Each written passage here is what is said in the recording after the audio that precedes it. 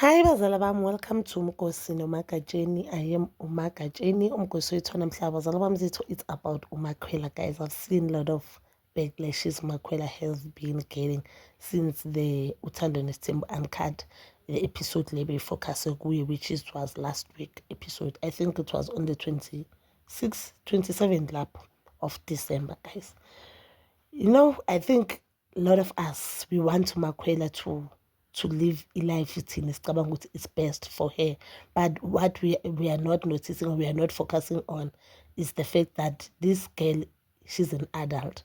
As much as ngambona ngathi mncane because she's not 25, but she's an adult. And environment akhule kuyo, I think environment akhule kuyo, and they do understand indaba isithembu. You understand? She dated uComa Umseleku azi ukuthi Umseleku unjani. uComa Umseleku abona izinto ezenzakala kuThando Nesithembu. But mina, I've always said, and I'm saying, I don't think ukuthi Umseleku uyindoda embi. I don't wanna lie.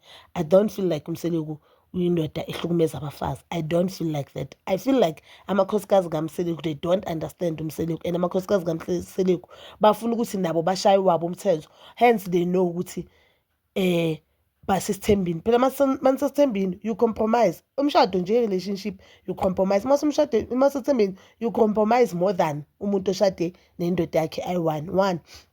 Amakhosikazi kaMseleku omunye nomunye ufuna ukodonsela kwesakhe, ingakho kule handle leya kunganakuthula. Umseleku ufuna ukwenza le jabulisa yena ayi-one, engajabulisa omunye unkosikazi. So Umseleku he's caught emakhosikazini ayi-4, angafuni wona ukuzwana, angafuni ukucompromise, then kube ngathi uye umuntu omubi. Yes, I know ukuthi uMayeni has said a lot of things about Umseleku, but I feel like amanye amakhosikazi kaMseleku basisithembini, hence bad. Sorry, bangasifuni isithembu. Ungena esithembini but you do not wanna be esithembini, or wena bakho abuvumelane nesystem yesithembu. But unfortunately for you usesithembini. So bazala bami, let's just focus kuMakhwela futhi. uMakhwela una-26 this year, she's turning 26. Unkosikazi kaMseleku because bamlobolile, and umama umntana kaMusa Mseleku. One thing I think uMakhwela mele ayibheke, abe careful kuyo, i-relationship yakhe noMaqele. I feel like uMakhwela focus kuMaqele kakhulu just because uMaqele is the only wife welcoming, and her focusing on that destroy relationship yakhe namanye amakhosikazi. Ngizonitshela ukuthi why. uMakhwela on the previous episode ubuze ukuthi unengane ezingaki. Yes, what unengane ezi-5 for now, meaning ile 3 kaMaqele, uSne nalo wakhe, it's 5 for now. That statement wrong. That statement wrong. Ngaphandle ngokuthi izomcabanisa namakhosikazi kaMusa, izomcabanisa nezinye ingane zakaMusa. Remember ingane zakaMusa ezinye sezikhulile. So mawuzothi ufaka thina endabeni zabo mamethu, you understand usenjani. As much as umzali angaba ngafuni ingane yakhe ukuthi ize kuwe, but that doesn't make le ngane ukuthi ingane yakho at the end of the day.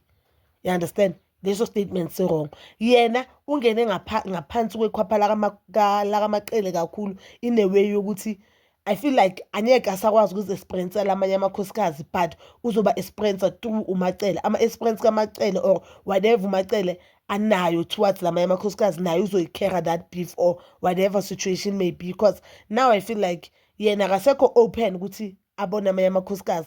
And I understand kancane ukuthi why behave kanjalo, ngoba ayikho into ebuhlungu nje ukuthi ufike endaweni ungamukeleki, and abantu bashaye wena ngoswazi kumele ngabashaye umeni wabo. Remember wena ukho esonweni, wena as much as bona bafuna ukuhlala nalo meni, nawe ufuna ukuhlala nalo meni. Lo thando abanalo for Umseleku, nawe unalo thando for Umseleku. So akusisono sakho ukuthi Umseleku chose ukushada wena, but isono sakaMseleku because Umseleku ophule isithembiso abenaso nabo. And into ebuhlungu yonke lento le eyenza futhi ukuthi uMakhwela mhlawumbe angayi-understand ukuthi lo ofike kuqala uyamukela, lo bokumele angayizwa yonke lento uyayizwa. Laba abafike ngamva, abo number 3, number 4, number 5, yibo abangayizwa lento le. Kuye iza as if ba-selfish. Of-which vele ngifile ngathi ba-selfish, and engayabo is directed to the wrong person. uMakhwela akangendawo endabeni ukuthi Umseleku angagcina ithembiso bebanazo kuphile talk yabo. uMakhwela akangendawo ukuthi Umseleku akaqeda ukubakhela. uMakhwela akangendawo ukuthi Umseleku akusindoda oqotho kubo, or akusile ndoda abacabanga ukuthi uqotho kubo. uMakhwela akangendawo ukuthi Umseleku wathi kuMakhumalo anyeke ngishade eMzumbe ongakini, but sekashade ngakubo. uMakhwela was not there makwenza lawo ama-promises lawo. You understand? And I feel like it's unfair kuMakhwela ukuthi ashaywe ngeswazi okubene bomele lishaye Umseleku. understand, as much as amakhosikazi ngi-understand ipain yabo kodwa ngifile engathi i-anger yabo is directed to the wrong person. So inkinga yami ngoMakhwela i-one manje.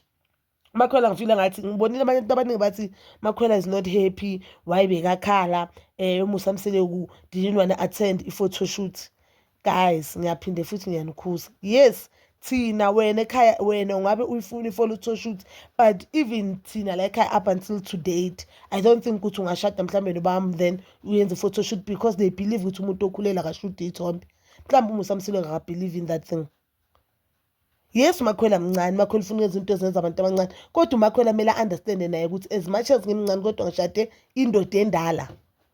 So if uMakhwela nina nifuna ukuthi uMusa Mseleku manje atshintshe ubuyena bakhe akhetharele uMakhwela phela, atshintshe ubuyena bakhe, atshintshe ama-beliefs wakhe just because akashade nengane encane. No, ingane encane ishade nomuntu omdala kumele understand ukuthi uma ushade nomuntu omdala ufana nokuthi ushade ubabakho. Yabo lezi zinto ubabakho wayekudina ngazo ukuthi uhambe ebusuku, ungahamba amaklabhu, izinto ozozi-experience kule ndoda just because uthatha indoda intanga kababakho and nawe uyazi ukuthi lo muntu bangafuna nobabakho.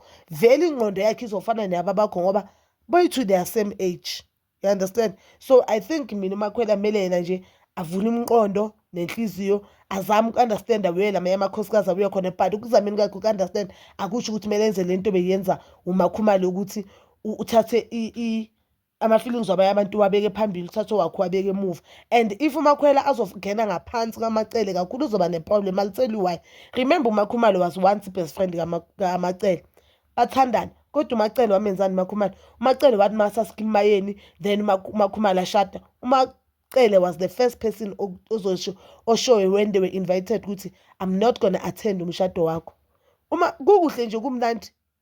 uMakhumalo angazi next wavele wathi mina emshadweni wakho angizi ngoba mina ngayenza isithembiso sokuthi mase sinomusa sina 20 years akunanto yakhe ngizoyi-attend. Funny enough mara now uyavuma ukuthi uMusa athathe number 5. So uMakhwela naye abheke ukuthi mhlambe yena ngathi uMacele yamthanda kanti uMacele uyamyuza ukula izimpi zakhe namanye amakhosikazi.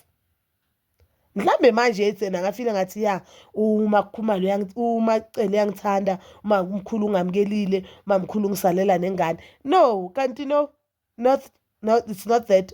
uMacele uyamthanda ngoba uyakwazi ukuthi uzoba isibhamu sakhe sokuthi azwise abanye amakhosikazi ubuhlungu. And nalamanye amakhosikazi sebajezisa uMakhwela knowing sebani badala mosibona nje obasho ukuthi uMakhwela mntwana badala, they can see what uMacele is doing ngalo mntana abantu oceda kufika, but nabo self bazenza ngathi abantwana abancane. Because I don't understand ukuthi why umuntu mafika ekhayeni elisho kumele umenze ukuthi afile bad. Lento yafana nokuthi ucosha umngane wakho emsebenzini ukuthi uchashe omunye umuntu bese uphathe lo muntu oceda ufika kabi. Isono salomuntu ukuthi enze njani? Ufike la efamilini nina ningafuni lo mlethe la efamilini waye ningajezisi yena. Amakhosikazi kaMusa guys masikhulume iqiniso nabo banabo ubustoti, especially uMayeni noMangwabe banabo ubustoti. Mayeni noMangwabe, uMayeni washada ku number 3, uMakhumalo rate kakhona eceleni, yena washada akekho umuntu wamphilisa lempilo afuna ukuyiphila. uMasawula angamfuni yena wangena, uMasawula angamfuni anganankinga futhi wangena kunjalo wahlala. Then mase kufika abanye abantu akasafuna ukumitha abanye abantu. I feel like amakhosikazi kaMusa they do not understand uMusa and yibo abagulisa uMusa as a man, because uMusa into ayicelayo nje i-one ukuthi emzini wakhe kube nobambano and kube nokuthula. Yile nto ayicelayo, and into ebuhlungu ukuthi bonke bangene bazi ukuthi uMusa uyindoda yesithembu. Angithi uMayeni uhlala shothi indaba ukuthi angabe umkhosikazi oqala ukuthi kube bangavumelani nendaba yesithembu, kusho ukuthi indaba yesithembu bamtshela long before aba umfazi, long before azale lezi zingane. I don't know about Umpumelelo, but watshelwa bekane-choice kuqala ukuthi njengoba vele asangavumi ukazowathatha uMacele ahlale nje kuleyo lane yakhe azitholele umyeni aphume endabeni yesithembu. Uthi ungena esithembini bese awusafuna ukulanywa, but lo muntu akutshela ukuthi ufuna ingane eziwu-20. Angithi une-right yokuphuma. yaMangwabe yona angifuni nokuyikhuluma, angifuni nje nokuyisho, angi-understand i-reason yakhe. Ngifila ngathi u-selfish, uhlala athi yena uMayeni wamphatha kabi makafika azange kube khona ukuthula egcekeni, but yena she's doing the very same thing noMakhwela. Manje ushaya uMusa nge-emotional blackmail yokuthi kumele ngabe uyayibona into ayenza enganeni, but yena azange azayibona into wayeyenza enganeni zalaba bebakhona njengoba beyafika. Amakhosikazi kaMusa nje guys masikhulume iqiniso awanako ukuthula and iwaguliswa nobaba. nje awanakho ukuthula, yiwo ogulisa lo baba. And because bona self vele abanakuthula, yibo abenza lapha endlini kube rwayi rwayi rwayi rwayi, ngoba nina amakhosikazi walo muntu osethembini maningabambani or nibeka ama-differences wena eceleni nizama ukulungisa lo mndeni as ifamily, vele nizoyenza even the head ukuthi inhloko yayo ikube ngathi ayiphilanga kahle, because akasazi makajabulisa umayeni umangwabe uyakwata, makajabulisa umangwabe omunye uyakwata, makazama ukujabulisa lo vele angeke kuze kube nokuthula. And nenza izinto wrong ngamabomu nobi ukuthi makangajabulisa mina lo angeke abe happy. Nini lo uvumelana nale ayazi ukuthi uzohetha lo, kanti ngabe ngelinye ilanga bayahlala babodwa bangamakhosikazi babone babe ne-solution kwinkinga zabo. That is my advice to them. But ngifila ngathi nje lento abanyeke ilunge manje namanje. I'm looking forward to today's episode of Uthando Nesithembu Uncut. I don't know whether yaka Makhumalo izovela because kuma shorts angibonanga ivela. I do not know the reason, but I know ukuthi uMakhumalo noMusamsiselo they are still an item, basathandana, they are happy because ngibonile on ama-vlogs kaMpilo ange-Christmas uMakhumalo noMayeni. So uMakhumalo noMusa they were together. So I know they are still together up until today. But Bazalban, please do comment down below your thoughts about Umakhwela being number 5. And please don't forget to like, subscribe, share, and hit that notification button. Nginethanda ukuya nokubuya.